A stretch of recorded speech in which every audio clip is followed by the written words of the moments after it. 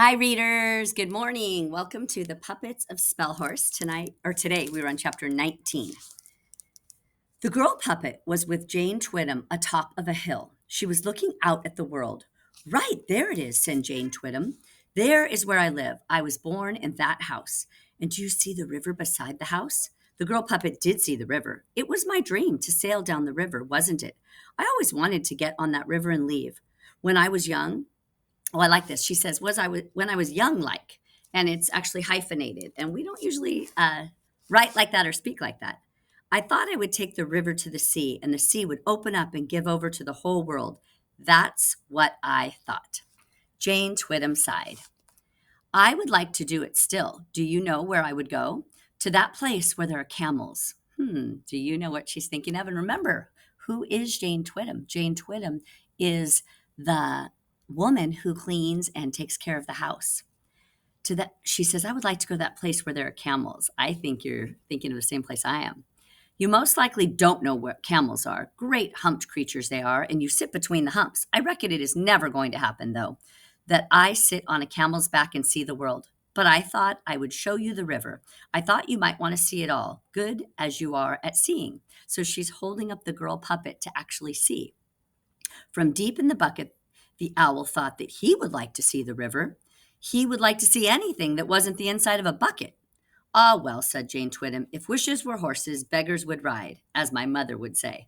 That's a neat saying. I'm going to say it again. If wishes were horses, beggars would ride, as my mother does say. She bent down to pick up the bucket just as a great gust of wind ruffled the owl's feathers and lifted one of his wings.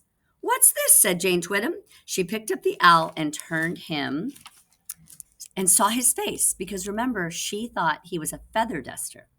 Now she knows it's an owl. You ain't no feather duster, she said to the owl. You're a bird, you are. Jane Twittem put the girl puppet in the pocket of her apron and held the owl up with both hands so that his wings were outstretched so that he could feel the wind move through his feathers. And this is a neat picture because you can see Jane Twittem holding the owl, but you can also see the girl puppet in her apron, right over here in her apron. This is what I would want if I was a bird, said Jane Twittem. Yes, thought the owl, and his heart could not withstand the joy of it. Now, think about what that means. His heart could not withstand the joy. His heart was so full of joy and happiness. The feel of the wind under his wings, how it lifted him up. After a time, Jane Twittem lowered the owl and put him in the bucket of her apron along with the girl puppet. I guess we'll go back then, she said. There ain't no choice, is there? Jane Twittem started walking. I'll make my own way, she sang. The girl and the owl jostled together in the bucket of Jane's apron. In the pocket of Jane's apron, and the girl puppet sang along very quietly to Jane's song. I'll make my own way, sang Jane and the girl puppet together. For violets are only flowers, and flowers last only a day. The owl listened quiet. His heart was so full that he could not speak.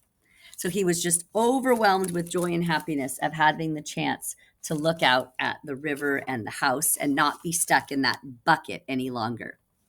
All right. Thank you for joining us for the Puppets of Spelhorst. That was chapter 19. They finally got out to see the world. We're starting to learn more of the story. Please subscribe to the channel if you want to hear the rest of the chapters and give us a like. Thank you.